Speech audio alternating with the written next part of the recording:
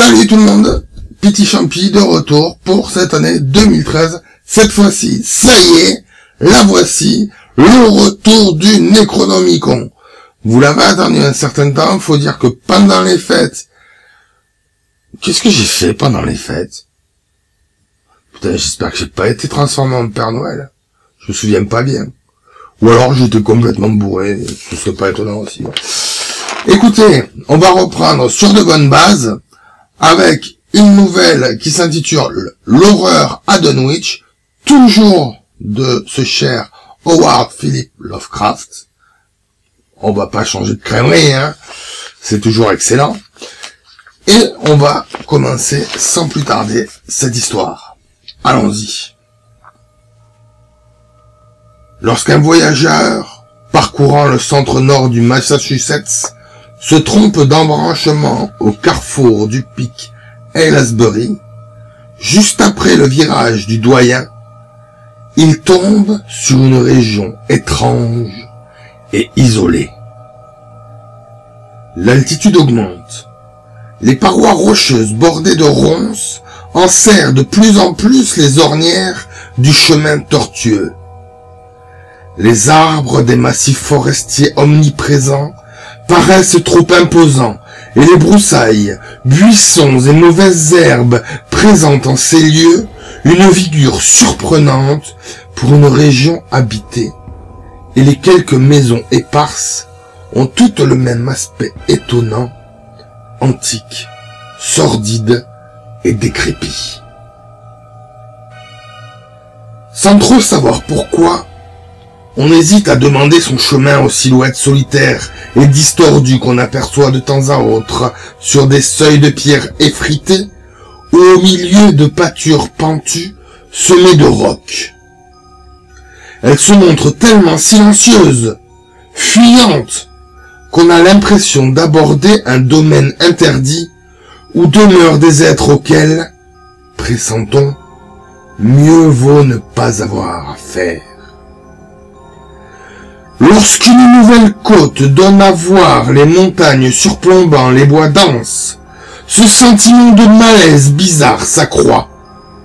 Les sommets en sont trop ronds, trop symétriques pour que s'en dégage l'impression de sérénité propre aux éléments naturels.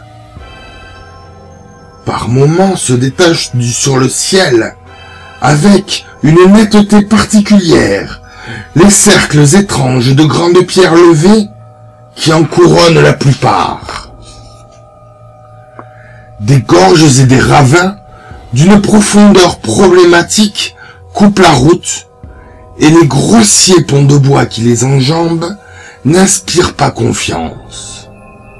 Lorsque le chemin redescend, on traverse alors des étendues marécageuses qui inspirent une répulsion instinctive et, disons-le, on a presque peur quand au crépuscule d'invisibles engoulevents bois pourris émettent leur trille et qu'une profusion anormale de lucioles dansent au rythme déplaisant, inquiétant et obsédant des coassements stridents des grenouilles taureaux. La Miskatonic, près de sa source, brille en une fine ligne et évoque de manière étonnante un serpent ondulant au pied des monts en dôme qui lui donne naissance. Quand on s'approche des collines, leurs flancs boisés s'imposent davantage au regard que leurs sommets cerclés de pierres. Ils sont si escarpés et sombres qu'on se prend à souhaiter ne pas les voir de plus près. Mais aucun trajet ne permet de leur échapper. De l'autre côté d'un pont couvert, on remarque un hameau blotti entre le torrent et la pente verticale du mont Rond, et on reste ébahi devant ce rassemblement de toits pourrissants, dont la conception à pente brisée traduit une architecture plus ancienne que celle de la région environnante. De plus près, on constate avec une certaine inquiétude que la plupart des maisons sont abandonnées et tombent en ruine, et que l'unique semblant de commerce du village se situe dans une église dont la flèche est brisée. On appréhende les ténèbres du pont couvert, mais on n'a pas le choix. Passé sur l'autre rive, on croit sentir une odeur désagréable flottant dans les rues, faible mais persistante, celle de l'accumulation séculaire de moisissures et de décomposition. On est toujours soulagé de s'éloigner de cet endroit pour contourner sur la route étroite la base des collines et traverser la campagne plate, au-delà jusqu'au pic d'Aylesbury. Par la suite, on apprend parfois à avoir traversé Dunwich. Les étrangers visitent le moins possible ce bourg. Depuis une certaine saison de terreur, toutes les pancartes l'indiquant ont été arrachées. Si on s'en tient au canon esthétique ordinaire, le paysage est d'une beauté rare. Et pourtant, ni artiste, ni estivant ne s'y pressent. 2 siècles auparavant, quand on pouvait encore parler de lignées de sorcières, d'adoration satanique ou d'étranges présences dans la forêt sans déclencher de moquerie, les arguments pour éviter les parages ne manquaient pas. À notre époque de raison, et dans la mesure où les événements horrifiques de 1928 à Dunwich ont été étouffés par ceux qui en avaient à cœur le bien du hameau, du monde, les gens s'en tiennent éloignés sans trop savoir pourquoi. Peut-être cela tient-il en partie, même si cette raison ne vaut pas pour les étrangers au pays, à la répugnance qu'inspirent les autochtones. Ces derniers sont allés très loin dans la dégénérescence si commune au coin reculé de Nouvelle-Angleterre, jusqu'à former une véritable race, définie sans équivoque par les stigmates physiques et mentaux qu'entraîne la consanguinité. En moyenne, leur intelligence est déplorable, et les annales locales regorgent d'histoires nauséabondes, de malveillances flagrantes, de meurtres et d'incestes à demi camouflés, ainsi que d'actes pervers et brutaux, presque jusqu'à l'indicible. La petite noblesse locale, représentée par 2 ou 3 familles blasonnées, implantées là après avoir quitté Salem en 1692, s'est plus ou moins maintenue au-dessus de la décrépitude générale. Même si plusieurs de ces branches se sont si intimement commises avec la populace sordide, que seul leur nom persiste à indiquer les hautes origines qu'ils déshonorent. Certains Whateley et Bishop envoient encore leur fils aîné étudier à Harvard ou Miskatonic.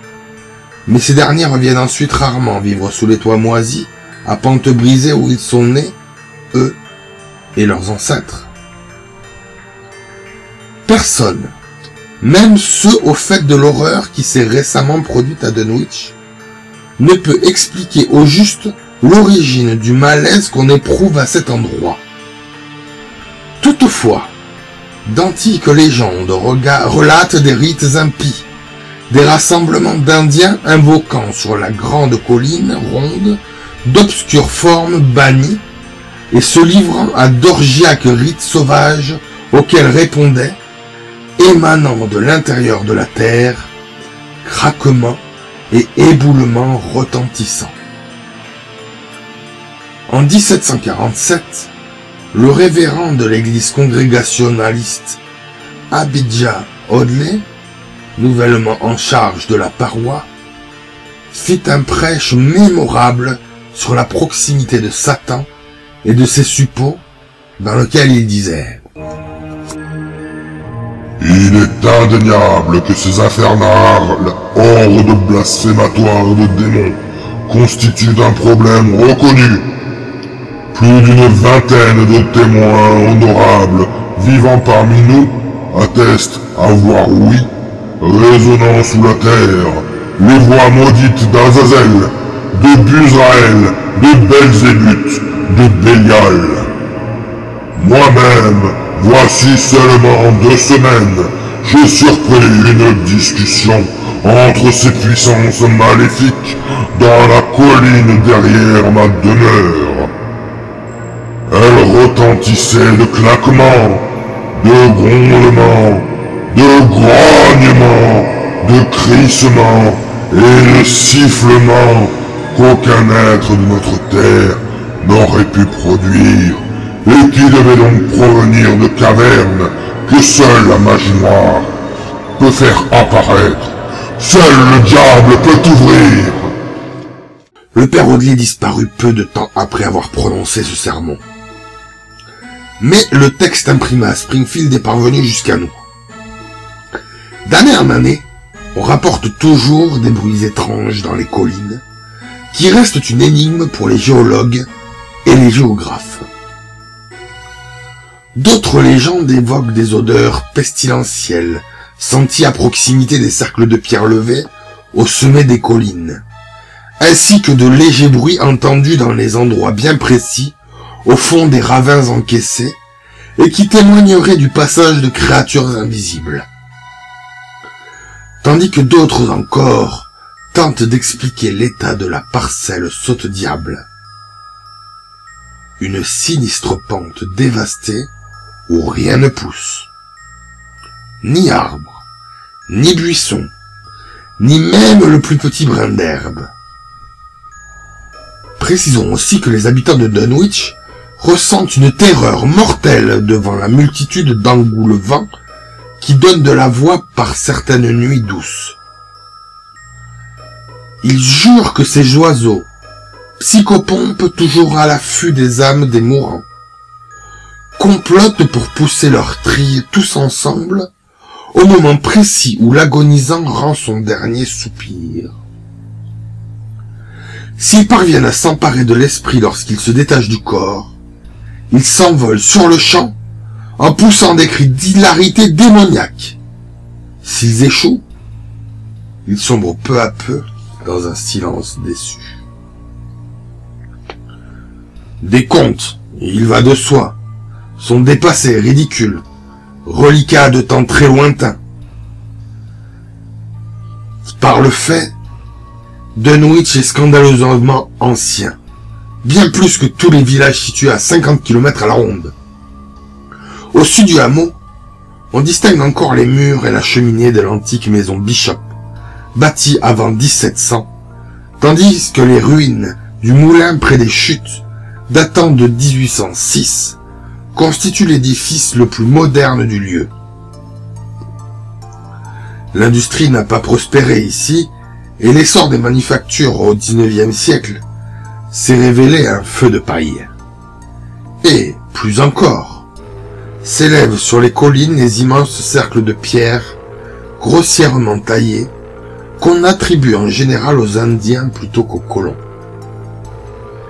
Les amas de crânes et d'ossements découverts à l'intérieur de ces cercles et à proximité du gros rocher tabulaire en haut de Sentinel Hill alimentent la croyance des Pocumtucs.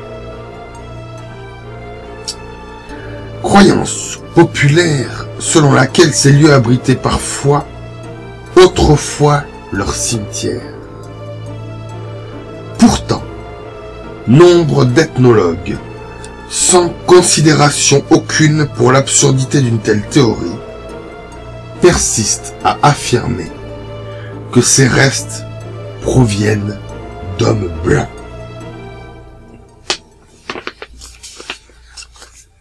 C'est la fin de notre premier épisode de l'horreur à Dunwich. Je vous donne rendez-vous la semaine prochaine pour le second épisode, le deuxième épisode, car il y en aura pas mal. N'oubliez pas de vous abonner à la chaîne. Il y a même maintenant une page Facebook que je vous invite à rejoindre. Vous pouvez m'envoyer vos messages, vos commentaires, vos questions, n'hésitez pas. Voilà. Et j'oubliais les résultats du concours ce week-end, promis. Allez, à la semaine prochaine.